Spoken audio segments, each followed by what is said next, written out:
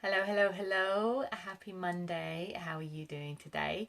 Thank you very much for joining me on this short video. I'm going to talk about your pelvis posture again and talk a little bit about anterior pelvic tilt today by request from Imelda, who watched my video about 4 or 5 weeks ago when I was talking about pelvic posture for belly dance and asked me a question about that. But before I continue, as always, please do give me a little thumbs up if you are watching, or give me a little heart to let me know you are out there. I would love to know that people are watching. And if you've got any questions, please pop them in the comments. I'm going to be keeping an eye on the comments, so I'll definitely come back to you if I see something pop up. And if you're watching this on catch up, please do tag me in the comments if you ask a question, and I'll make sure I come back to you on that. So we're talking about our pelvis posture again. I was talking about it specifically relating to belly dance a few weeks ago, and I've linked to that Facebook Live in the comments, so you can go back and have a look at that one if you want to know what I was talking about there if you're a belly dancer. Imelda's question was something that I said in that about having an anterior pelvic tilt and what would be the causes of that and what could you do about that. So I thought I would address that one today because it's definitely something that I have got and I'm always working on correcting, and it's it's a constant it's constant work. I've got to keep doing it because it's just, I think, how my body's made, but then other things, there's lots of other contributing factors to it as well which kind of exacerbate the problem. I just want to emphasize as well that you may have an anterior pelvic tilt and it may not be a problem at all. It may just be the way your body's made. So I'm not trying to say, oh my gosh, you've got to go out and fix this. But if you do ever experience any low back pain, or you think you've got tight hip flexors or anything like that, these can be the contributing, or some of the contributing causes to it. So it might be something that you want to have a look at. So what do we mean by anterior pelvic tilt? We're talking about the pelvis. If you imagine the bowl of your pelvis tipping forwards, so your low back arches like this. If you're a belly dancer, we might actually think of this as a back with a pelvis or a down, but actually anatomically it's a forwards tilt of the bowl of the pelvis. So we say anterior pelvic tilt. And the two main reasons that I was going to talk about today are very common for most of us, and that's why so many people do suffer from low back pain or tight hips or whatever, just because it's just part of our everyday lives. And the first one, obviously we know it because it's talked about so much, is sitting a lot. So a lot of us have desk jobs where we're sitting all day, and then we come home from work and we tend to spend time sitting on the sofa or at the kitchen table or whatever, on your computer, surfing the internet, or whatever it is you do. We spend a lot of time sitting. If you have to drive a lot, perhaps you have a long commute, or if you're sat on the tube or the bus or whatever it is, we spend a lot of time sitting, and we know that this can be a problem for our bodies, and this can cause this anterior pelvic tilt because the hip flexors shorten and they kind of get stuck in this contracted position. At the same time, the hip extensors, so your glutes and hamstrings, are lengthened, and they're just in this really long position for a long time that they kind of get stuck there. There's something called dead butt syndrome, where basically your glutes just can't fire properly anymore because we've been sitting so much.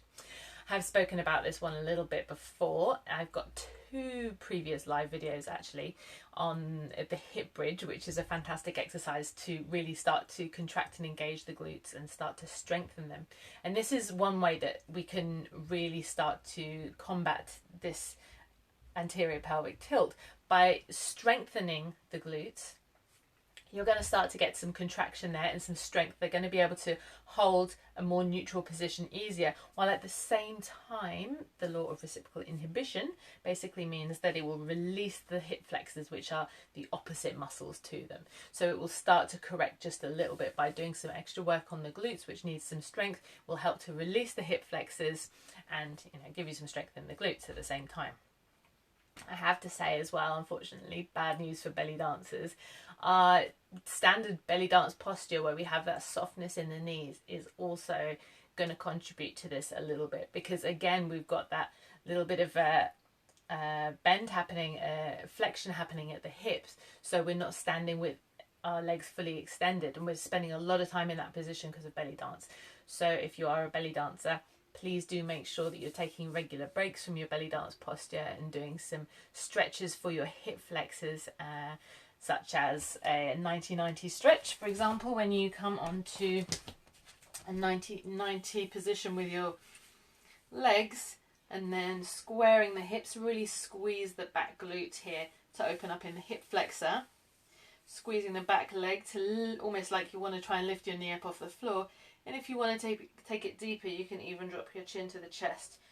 Really squeezing this back glute is going to really help to open up hip flexors. So I like to do that as in between little bouts of doing belly dance drilling, and certainly at the end of a belly dance practice for sure.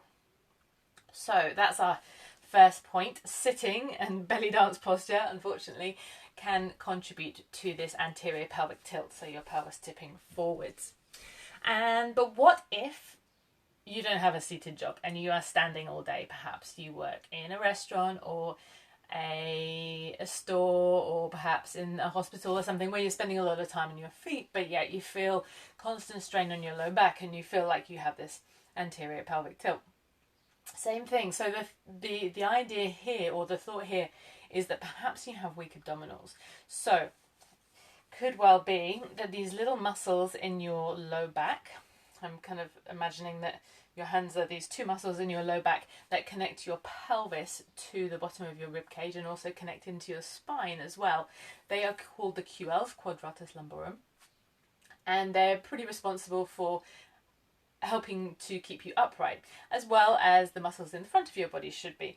But quite often, if our abdominals are weak, our QLs end up taking quite a lot of the load, and that's why we can feel this soreness in the low back if we're standing for a long time, or perhaps if we're walking for a long time. I know I definitely can sometimes get that, and it's just a case of strengthening your abdominals.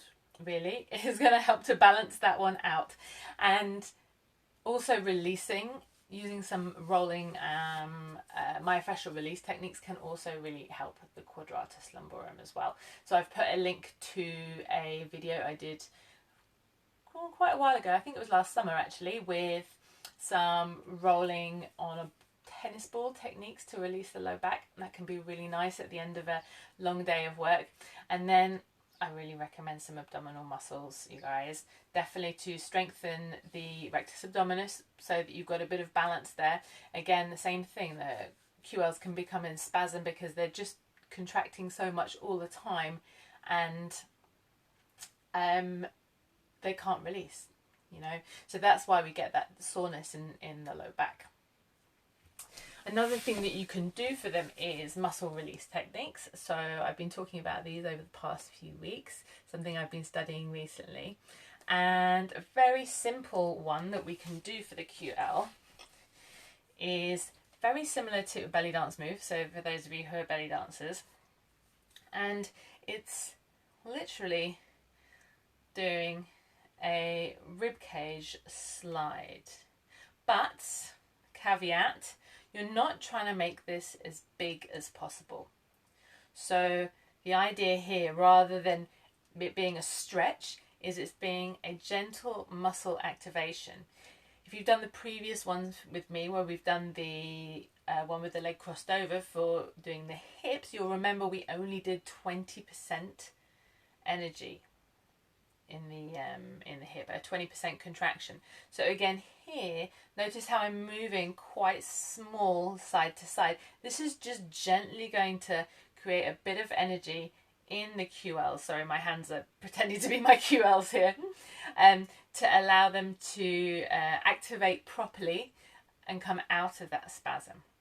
So give this one a try, and this is one that you can do at your desk if you're working, or if you're standing up, obviously. Maybe you don't even need to necessarily do it with your arms out, but you maybe want to go 10 times each side.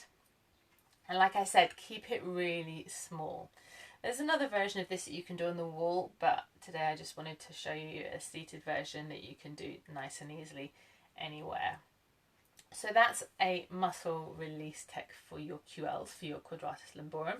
Don't forget to do the abdominal strength work. I don't necessarily recommend crunches or sit-ups, but something along the line of dead bugs when you're lying on the floor and you're taking one leg down and the other leg down. This can be a great way to build up strength and stability in a safe way that's going to protect your spine. And I think that was it. So that's 2 reasons why you might have an anterior pelvic tilt. It might be from a lot of sitting, it might be from a lot of standing, might be from a combination of both. And what's happening is you've potentially got tight hip flexors. You may have weak or inactive hip extensors, so glutes, hamstrings. You may have tight or overactive QLs. You may have weak abdominals. You may have a combination of all of those things. So what am I recommending? Hip bridges to strengthen the glutes and open up the hip flexors. Hip flexor stretches like that 90-90 stretch I showed you. There's also muscle energy techniques we can do for flexors and extensors. We'll have to come to those another time. QLs, you've got the muscle energy technique, the soft slides I showed you, the small slides, plus getting your tennis ball out as per the video that's linked in there, and also using building your abdominal strength to make sure that you're really balancing out the front and the back of the body. So I hope that's helped. I haven't seen any questions pop up in the comments. I'm just going to have a little quick scroll through and see if there is any questions. Nope, no questions so far. So if you are watching this on catch up and you have some questions, do pop them in the comments and tag me in it so I make sure to come back to it and I'll see that post. Thank you everyone who's watched me live, and thank you also if you watch me on catch up as well. Please do share this with anyone who you think might need it. If you know someone who's suffering from any low back issues, any hip issues, they have an anterior tilt in the pelvis, this might well help them. And if you have any other questions for me, just let me know. And as I said at the beginning, this was a question from Imelda, so if you have anything that you'd like me to cover in future, please do drop me a line and let me know. I'm always up for giving you the information that you need from me, so tell me what it is you need. My mailing list link is in the comments as well, so please do jump on that if you're not already. And that's it for today. Next Monday is bank holiday in the UK, so I won't be doing a Monday evening live. I'm going to do another Tabata Tuesday live, and I'm going to do it like I did last week, where we did a muscle energy technique in between some more high intensity exercise. So it wasn't quite a true Tabata, but more a HIIT workout, but with a muscle energy technique in between, which is one of my current favourite things to do. So please do join me for that next Tuesday lunchtime if you can, or as always it will be available for you to catch up with at any time. So I will see you then. Oh, Thursday I'll be dancing, so see you Thursday for a dance or next week for a Tabata. Take care until then. Thank you so much. Bye bye.